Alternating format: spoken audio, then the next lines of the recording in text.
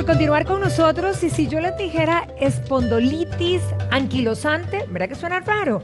Bueno, pero es un padecimiento que se da y que produce muchísima inflamación y dolor en ciertas articulaciones y también en ciertas vértebras.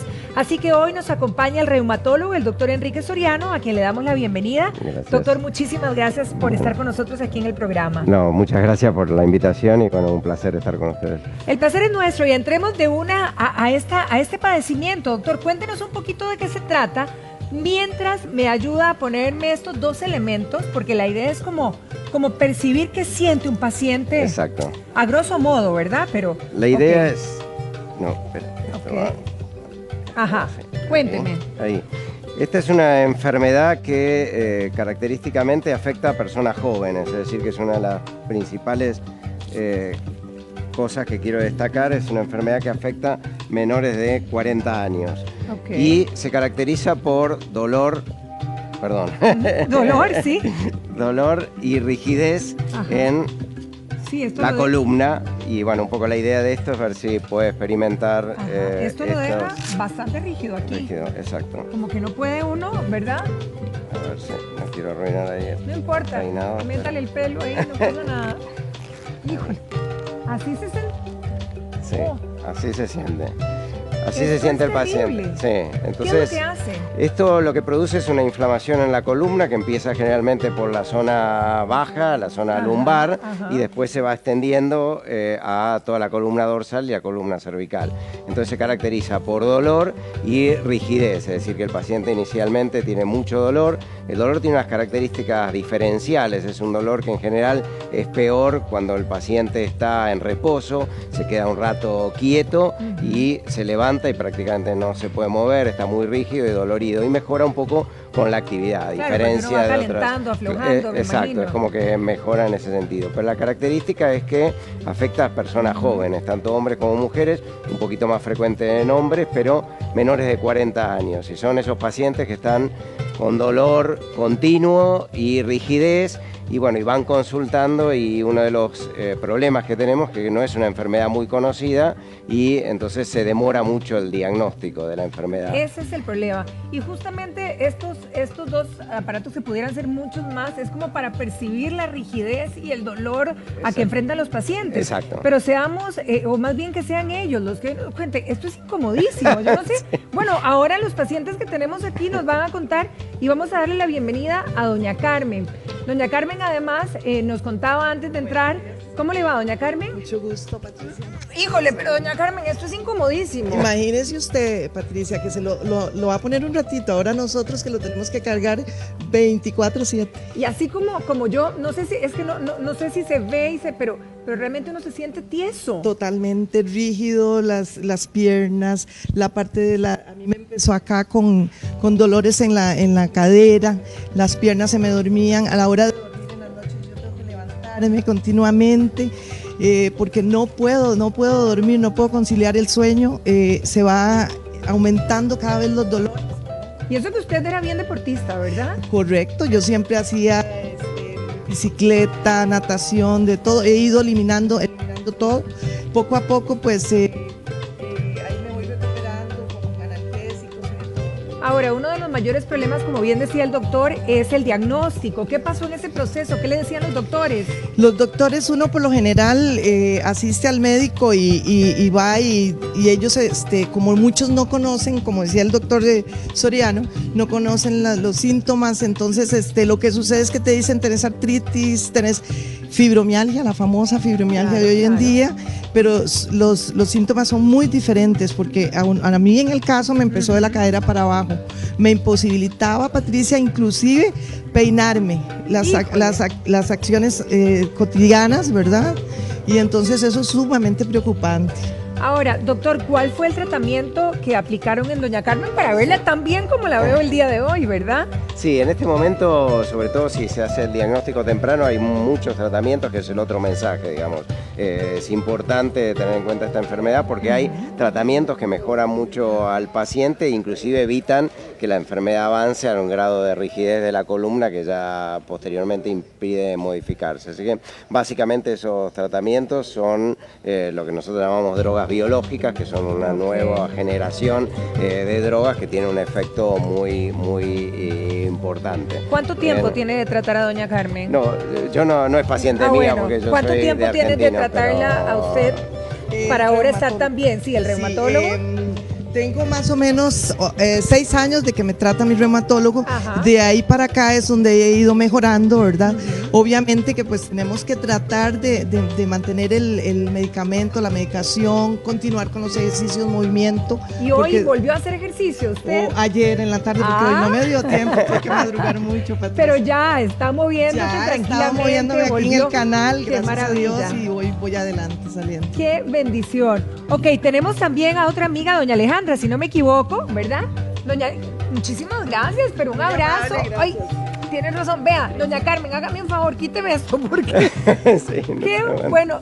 De verdad que las considero, o sea, dolores de ese Sacamos tipo. esto también. No sé, pero este me hace mantenerme derechita. Este me gusta, siento que me voy ya, ¿verdad? Pero bueno, gracias, doña Carmencita. Doña Alejandra, ¿cómo le va? ¡Mua! Cuénteme usted, ¿desde cuándo empezó a padecer? Vieras que tengo alrededor de 20 años de 20 padecer, años, ok. más tengo alrededor de 10 años de diagnosticada. 10 años. Antes de esos, en esos primeros 10 años, Di ¿por dónde vuelta- pasó? Exacto. Di vuelta por todo lado, por todos los doctores, por todo lado. Ujú. Y entonces me decían que era estrés, que era de la mente, Ajá. que era imaginario, que era mucho trabajo. Bueno, entonces yo empecé a hacer modificaciones en Claro. mi vida, ¿verdad? Pero sí empecé con los dolores también en la pelvis, el cuello. Yo ya tengo una rigidez en las cervicales, tengo rigidez en la columna, ¿verdad? Increíble, porque ahora con solo ponerme este aparato aquí, qué rígido se siente Sí, una. y sobre todo en las mañanas, cuando uno se levanta, uno camina como un robot, ¿verdad? claro, Va uno como un sí, robotcito, sí, conforme claro. va pasando el día, ya uno como que va moviéndose un poco mejor.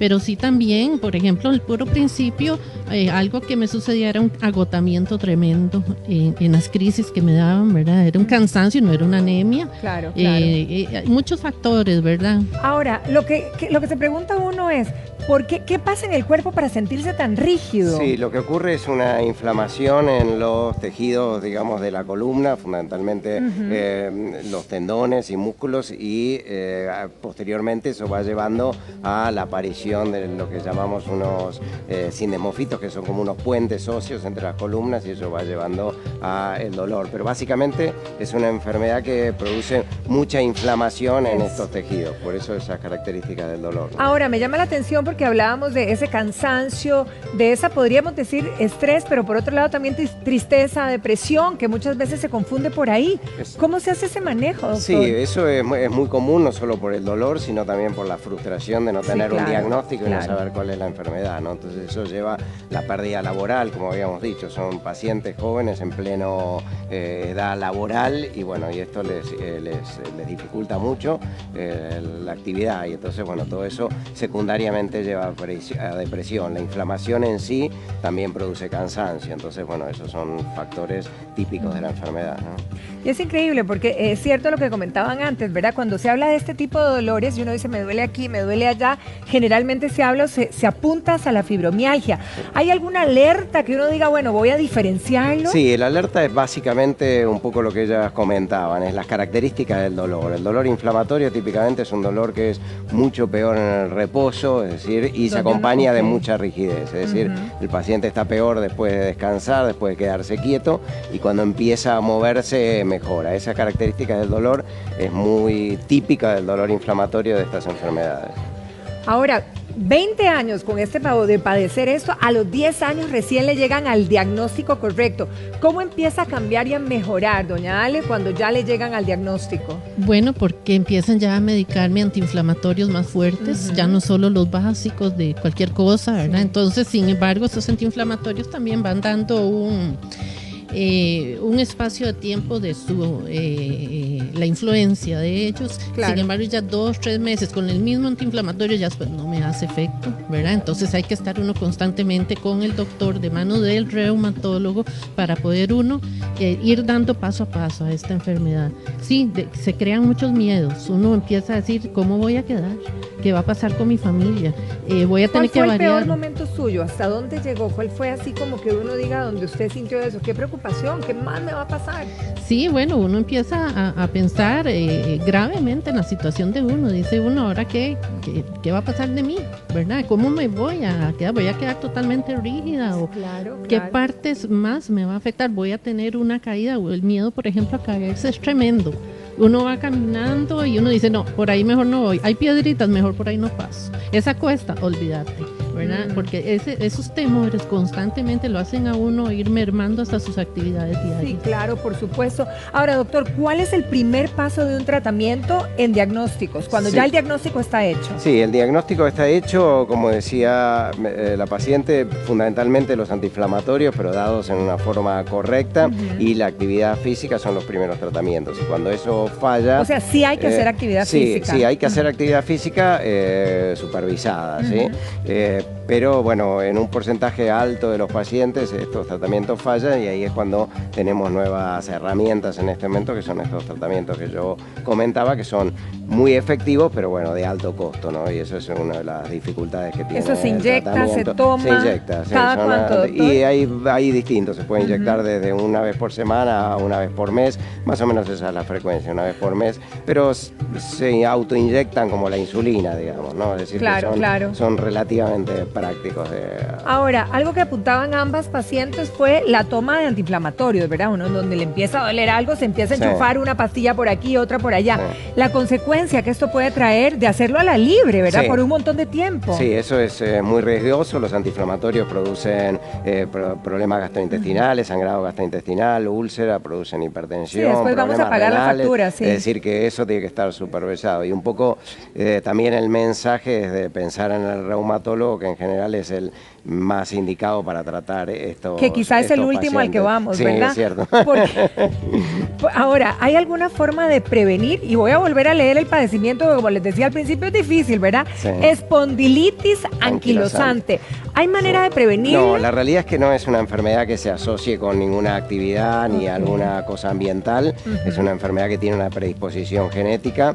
Entonces, bueno, en general, en muchas ocasiones, o muchas veces no se identifica, hay algún familiar que tiene esta enfermedad o una enfermedad pariente que se agrupan bajo un nombre que también es muy difícil, de espondiloartritis, ¿no?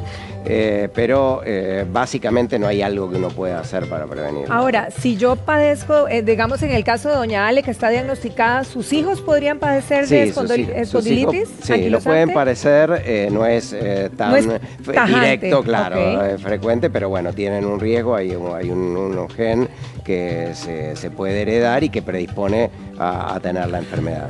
Ahora, doctor, algo que me llamó la atención de que ambas pacientes hablaron de dolores de la cintura para arriba. Sí. ¿Son de la cintura para arriba Sí, o pueden padecer también de esa rigidez y ese dolor de la cintura para abajo? Sí, en general afecta a la columna, ¿sí? Ok. Entonces afecta en la columna baja, lumbar, sí, Sí. esta zona, y después se va extendiendo hacia arriba. Pero también se puede acompañar de inflamación de las articulaciones, es decir, Ok. que a veces puede afectar rodillas, tobillos, las manos, pero fundamentalmente la afectación está en la columna, ¿no? Si una persona está afectada de esta enfermedad, obviamente pues no lo sabe, empieza a padecer, ¿hay algo que lo precipite aún más, de que la exacerbe, la complique? Bueno, básicamente el reposo es una de las cosas que lo exacerba. Entonces muchas O sea, veces para los a estos sedentarios es pacientes, patético. claro, muchas veces a estos pacientes se le dice, no, bueno, que tiene que hacer reposo, quédese quieto, y bueno, es lo peor que Es le lo pueden indicar. contrario. Sí, así que eso es una de las cosas que exacerba la enfermedad. ¿La alimentación, doctor? No, ¿Podría? la alimentación no hay nada que pueda perjudicar, obviamente, si además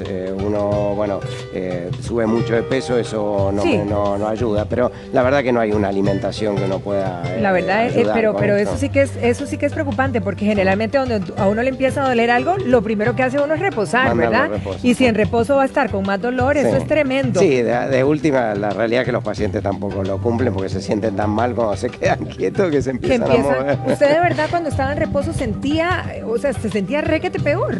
Sí, claro, ¿no? Y Entonces actualmente... es evidente, sí. Actualmente, si yo me siento en un sofá 1 hora a ver televisión, por ejemplo, Ajá. para levantarme le cuento que me cuesta. Ahora, ¿eso le cuesta a doña Ale por la secuela de la enfermedad o es que con este padecimiento vamos a seguir por el resto de la vida? Yo creo que a ella le cuesta por dos motivos. Primero, porque bueno, ella hubo mucha demora en el diagnóstico, Claro, está un hablamos de poco muchos avanzada.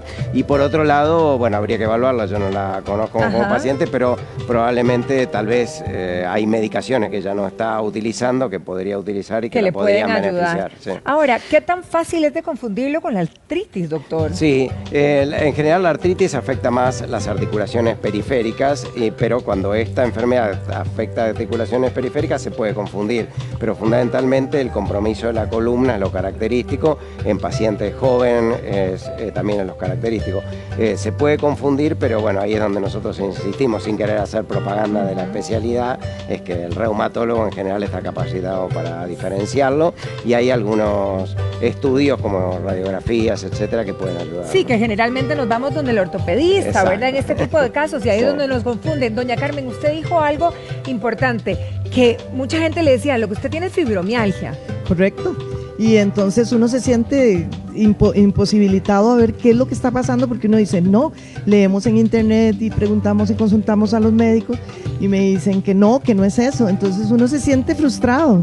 Sí, porque además el paciente en el momento que le dice fibromialgia no tiene la expertise del doctor de saber que la rigidez puede ser también de una persona que padece de fibromialgia. Sí, exacto. Pero la fibromialgia en general tiene características del dolor, son diferentes, tiene más variación del día a día. Un resumencito de cuál podría ser la diferencia así más fácil que salga a la luz, doctor, entre fibromialgia y la espondilitis anquilosante. La fibromialgia en general son dolores generalizados, son pacientes que le duele todo y tiene mucha variación en el día a día. Un día están bárbaros, un día le duele mucho y en general no pueden localizar bien el dolor.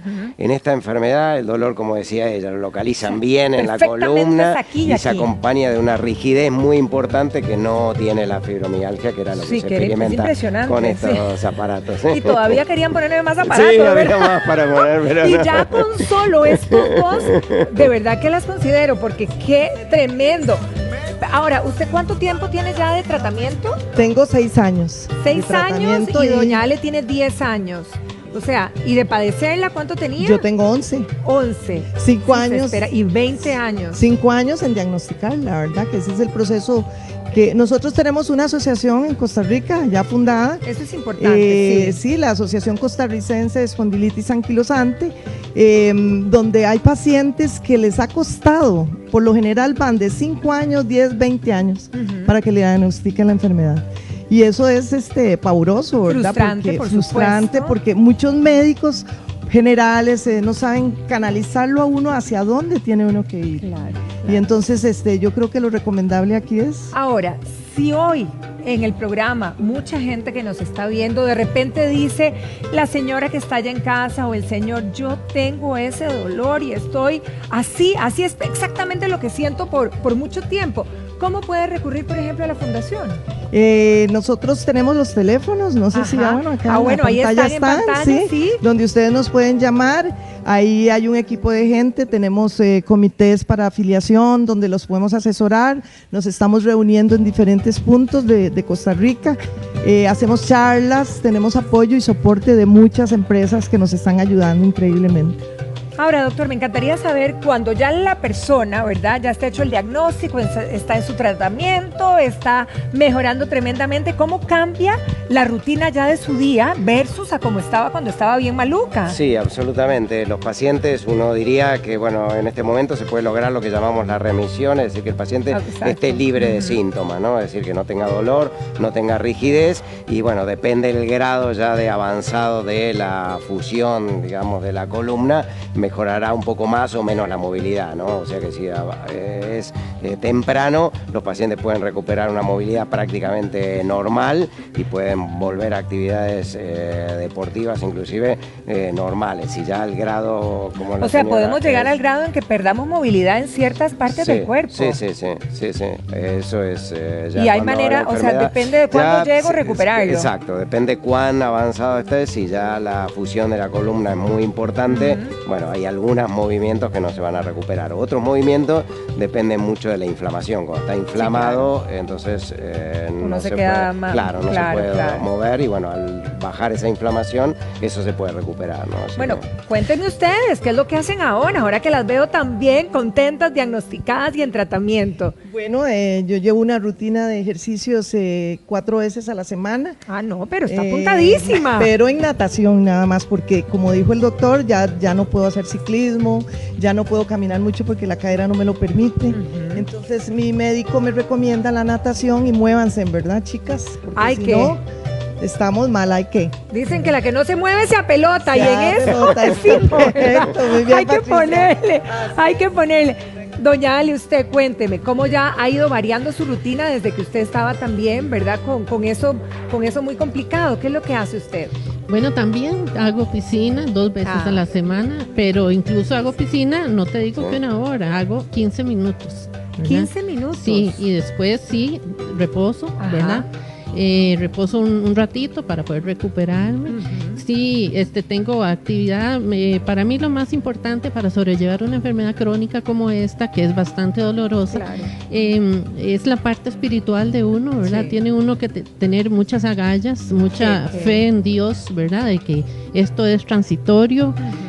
Vamos a aplicarnos, por ejemplo, dentro de mis actividades diarias, es todo lo positivo. Así es. Quitar uno cualquier cosa negativa de la vida de uno. De por sí eso es salud mental también para todos, ¿verdad? Pero eso ayuda mucho, porque esta enfermedad, al tenerlo uno constantemente con dolor, pues lo tira, ¿verdad? Eventualmente lo va tirando. Sí. Entonces, todo lo que sea positivo y hacer las cosas de todo corazón y con alegría.